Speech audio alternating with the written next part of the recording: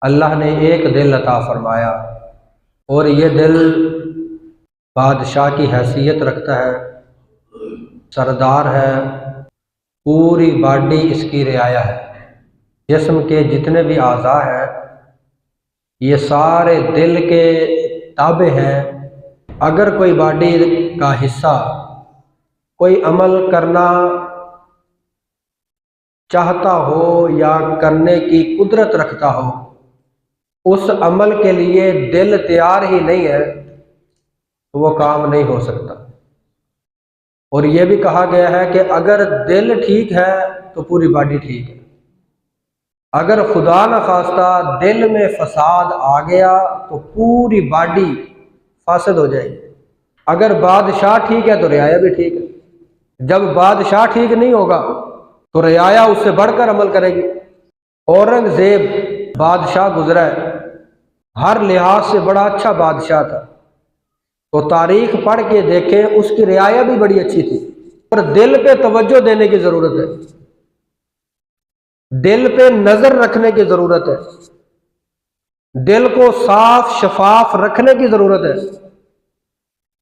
اور دل جسم کا وہ حصہ ہے جس پر اللہ کی نظر ہے، اللہ کی توجہ کا جو مرکز ہے وہ دل ہے۔ اللہ صورتوں کو نہیں دیکھتا، ہمارے کپڑوں کو، ہماری یونیفارم کو، ہمارے ڈسپلن کو، اٹھنے بیٹھنے کو، وہ دیکھتا ہے تمہارے دلوں کو، تمہاری نیتوں کو۔ تو پھر غور کرنی چاہیے نا، جس پر رب کی نظر ہے، جس کو رب دیکھتا ہے، کم از کم اسے تو ستھرا کریں۔ ہم باہر نکلنے سے پہلے، کہیں جانے سے پہلے تیاری کرتے ہیں اپنے لباس کو صاف، کیونکہ نظر پڑنی ہے لوگوں کی۔ اپنا جناب ہر لحاظ سے چہرہ صاف، مونچھوں کو ٹائم دیا جا رہا ہے، داڑھی کو ٹائم دیا جا رہا ہے، بالوں کو ٹائم دیا جا رہا ہے، جسم کے ایک ایک عضو کو، جسم کے ایک ایک حصے کو علیحدہ علیحدہ وقت دے کے اسے نکھار رہے ہیں، صاف کر رہے ہیں، شفاف کر رہے ہیں، نکھار رہے ہیں۔ اور یہ دیکھنا کس نے ہے؟ انسان نے۔ تو انسان نے جو دیکھنا ہے اس کو چمکائیں، اس کی صفائی پہ زور دیں۔ جہاں میرے رب کی نظر ہے اس کی طرف فکر نہ کریں، جس مقصد کے لیے پایا تھا اس مقصد کو پورا نہ کیا۔ کپڑے پہ کسی جگہ کوئی ٹک لگ جائے، خراب ہو جائے، تو وہ پہننے کا دل نہیں کرتا، ٹھیک نہیں، یا اسے ٹھیک کروائیں گے، رفو کروائیں گے، وہ عیب ختم کرنے کی کوشش کریں گے، پھر جا کے پہنیں گے۔ کیوں کہ دوسرے نے دیکھنا ہے نا۔ جو دل رب نے دیکھنا ہے اس دل میں کدورت بھی ہے، اس دل میں نفرت بھی ہے، اس دل میں عداوت بھی ہے، اس دل میں حسد بھی ہے، اس دل میں کینہ بھی ہے، اس دل میں بغض بھی ہے، وہ تو نفرتوں سے بھرا ہوا ہے۔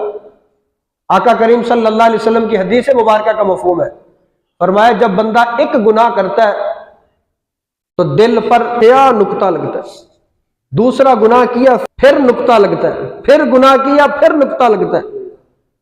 تو اسی طرح دل پر جب گناہ کا نقطہ لگتا ہے تو اسی طرح دل بھی آلودہ ہوتا چلا جاتا ہے، یہاں تک فرمایا کہ جب دل کالا ہو جاتا ہے نا پھر اچھے برے کی تمیز ہی ختم ہو جاتی ہے۔ کیوں؟ دل ہی کالا ہو گیا۔ جس آلے نے امتیاز کرنا تھا نا اس کو ڈیمیج کر دیا، جس آلے نے فرق کرنا تھا۔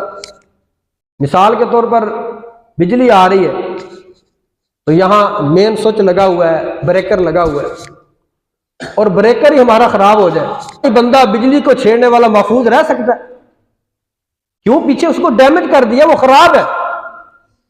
تو مصطفیٰ کے غلاموں اسی طرح دل پہ نظر رکھنے کی ضرورت ہے، اس کو روز صاف کرنے کی ضرورت ہے، شفاف کرنے کی ضرورت ہے، ستھرا کرنے کی ضرورت ہے۔ جو دل کو نکھارتا چلا جاتا ہے اس کی روحانیت میں اضافہ ہوتا چلا جاتا ہے۔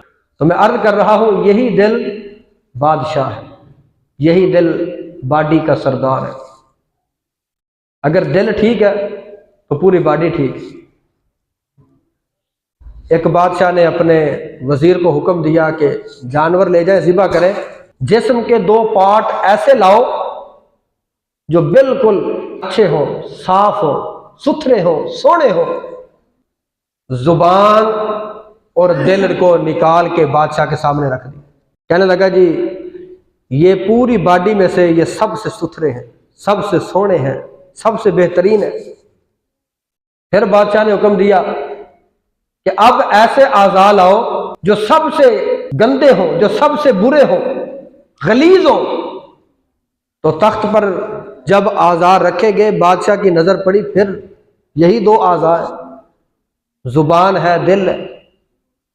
تو بادشاہ نے کہا اگر میں نے کہا ستھرے لاؤ تو پھر بھی زبان اور دل، میں نے کہا سب سے برے لاؤ تو پھر بھی یہی زبان اور دل۔